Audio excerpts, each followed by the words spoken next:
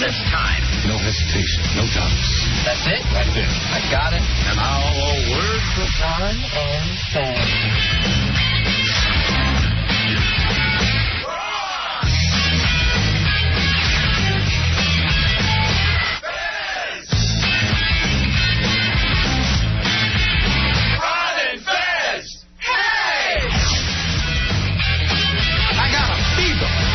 Prescription is more cowbell.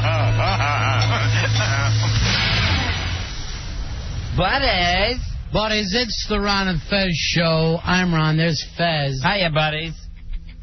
We're two best pals hopping in here tonight to entertain you for the next 4 hours. That's us, side by side forever. For the rest of our lives, till we're dead and buried in the ground, side by side. Well, at least the next couple of years. Let's just go in that direction. And I want to be... I'm not going to be buried, Fez. Well, I'm not going to be burnt, so we got to work something out. Yes, you're going your own way.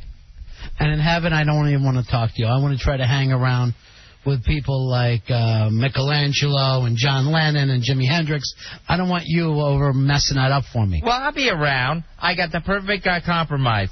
We'll have your ashes spread on top of me. No, I'm not going to. I don't even like his doing that. That's gay, isn't it? It comes off that way. And you know what? You just beat the 38-second record last night from the Hideout. You just beat the 38-second record. Saddam Hussein will be transferred to Iraqi custody and will be in court tomorrow to face charges of genocide, among other things, but he will stay in a U.S.-run prison. Yeah, that's the good news. So they've only been together now. This new country has been together, a day and a half, and they have judges, which is amazing. You think... Is it the same judges who used to work for Saddam? Because that does not seem like the system we want to set up. Well, they got that done fast. They don't have running water or electricity. What do you got to come up to? If somebody takes bread, you cut off their hand. That's not a problem. Then they got to come up with a jury of his peers, Gaddafi, that sort of person. Somebody says something bad about Allah, you cut out the tongue. This is not difficult work. And if women show any ankle, everyone gathers together and throw rocks at her till she's dead. So I guess Saddam will be in court tomorrow with his lawyer, Mark Garagos, and they'll just be denying all these charges. I would love it if it was Mark Garagos showing up. Now, I can just see what's going to happen in this trial. Someone's going to try to make Saddam put on a glove. It's not going to fit, and that's going to be the end of it. Yeah. He's just going to walk. Yeah. Saddam's going to be, I think, it's going to be quick and speedy, and it's going to be over fast. That's my radio psychic. Saddam... I say doesn't get to see the new year. There you go. Oh. Radio psychic. And it's going to sound brutal to us here, and, you know, our government's going to say, hey, that's what the people wanted. We don't get involved in other people's way of governing themselves. That's their country now. Sure, it was our prison, but that's their country now. Yeah. The Bush administration showed off the note from Condoleezza Rice declaring that Iraqi control had been turned over. President Bush wrote, "Let freedom reign," across it. Now, do we get to see all the notes? Do we get to see if there's any leftover turkey? If he writes that note down sometimes during a meeting? Who turned this note in? This historic note? I guess, I don't know whether Condoleezza Rice was at the NATO summit, but it was signed Condi, which I thought was very informal. Yeah, it's nice. Well, those two are friends. Did anyone ever tell him it's Let Freedom Ring, just so he knows? And the way that he spelled Let Freedom Reign is R-A-I-N. I hope it pours on him. Just let it rain from the sky.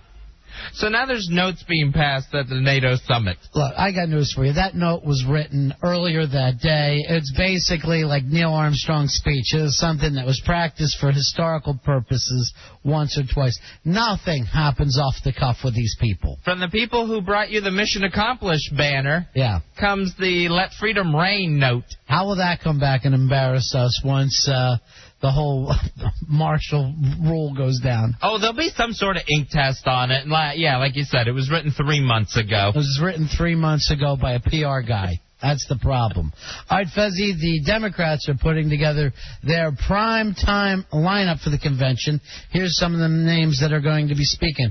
Al Gore, President Clinton, Senator Ted Kennedy, Teresa Heinz Ketchup Carey, Max Cleveland, members of Kerry's Vietnam crew, and Ben Affleck will be playing a role. How's the lineup sound to you so far? Well, it all sounds good till you get to Jiggly. And then Ben Affleck's on the cards for some reason. It's Geely, Fezzi, and it doesn't cover up the fact that the man has won an Oscar and apparently is dating Curry's daughter. I thought it was interesting that Hillary was not a primetime speaker, but she's actually going to be lumped in with a group of women senators. Yeah. It's so Susan B. Anthony of them, just to bring in women in politics. And just to look at fashion in the Democratic Party, I think is what it's going to be. Well, conservative is where they go. As liberal as they are, they get very conservative when it comes to what kind of dresses they put on. I think my favorite on there is Teresa Heinz Ketchup Carey. Yeah. Because it'll be interesting to see how she's welcomed after a long speech in that Ava Gabor accent of hers. Yeah, I love the Ava Gabor accent. I think there needs to be more of that in Washington. Where she's just crazy talk. Where she's thanking Mr. Druckers. Yeah. And it's a Screen Gems presentation, darling. I hope she just comes out just drenched in diamonds, too. Just $1 billion worth of diamonds. They really ought to play the old Ted DiBiase music as she comes out on the stage. Now, with Clinton, are we going to do the old WWF gimmick that he used last time, where he's walking in and they just have him from the hallway on? You know what they should have done is really let him know he was going to be on. He had too long of a walk last time. It just took him forever to get on stage. He loved that walk. He got that from some kind of Elvis concert that he saw one time when he was a kid. Al Gore, you like? He's going to be screaming. Al Gore's going to, basically do some jokes about the last time. He's going to go over well. He'll probably come out and give Teresa Heinz Carey a big kiss like he did Tipper last time. The interesting thing is that both conventions are showing up with all-stars. There's no kind of, hey, there's a new kid coming on, and I hope he does well in front of everybody. They are really coming out with the big guns. Yeah, it's the cast of regulars. They're bringing out Harvey Korman and Tim Conway. All the names. All the names. It's a night of a million stars. No one's going to take any chances here. Now, with the Democrats, they are going to add to this, and it's going to be some of the guys who ran for the nomination and didn't make it. That's dull. So, yeah, let me know when it's Lieberman night, and I can watch Joe Schmo or whatever else is on. That he is Joe Schmo. Joe Lieberman. You know what, Joe? He should literally be Joe Schmo, and we'll follow around for cameras and just put children to sleep. Get it on a tape and put it in front of a kid's crib, and I guarantee you he's out in 3 minutes. If they let Joe Lieberman go out there and make a speech, I guarantee you this, he'll still try to get the nomination. It's not too late. Free the delegates. Let me in. You know what? The balloons would float away from the sky. That's how dull he is. He's a black hole. Those jowls look like they made him blow him up himself and fill the rafters with them.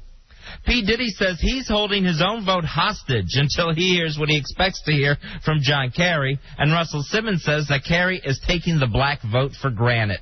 Yes, he is. Where else are you going to go? That's the problem that you have right now in this country. Your chance to figure out who you wanted was during the nomination. Now you are forced to go away from Bush. And just like Pat Buchanan is not going to go vote for Kerry, as angry as he gets, they have nowhere else to go. The far right, the far left, I'm sorry, pick a candidate. Russell Simmons actually said don't chase everyone over to Nader. Yeah. And then Kerry just kind of giggled at him. Yeah. From there. So with Ralph Nader, he is not getting the Green Party nomination. That's sad, isn't it, Fez? I wanted to get two losers together, just so we don't have to look at an extra loser. Has the Green Party actually wised up here? It's time for the Green Party to change colors. If I join that party, I go, what's wrong with blue? And we get rid of that old green that nobody really seems to like. Well, the Green Party is really more of a mildew. It's gone bad is what's happened. Apparently it does well in Europe, but like a lot of things like soccer, it doesn't really play over here. So the egomaniac Ralph Nader said, hey, Green Party, that's your loss.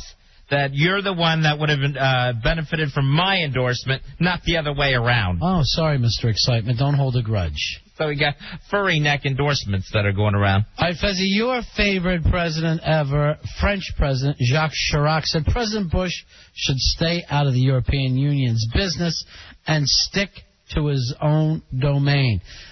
Can this president ever play nice with Europe again? No, even when he tries, it's too late for this president. They don't like him. This is, that guy that made an ass of himself, the first day on the job or the first day of school. Yeah. And he's just always going to be labeled that geek. And the European leaders just aren't going to like him, except for Martin Short, who's running Great Britain as their prime minister. Marty Short is crazy about him, just crazy about him, even though it'll probably cost him an election.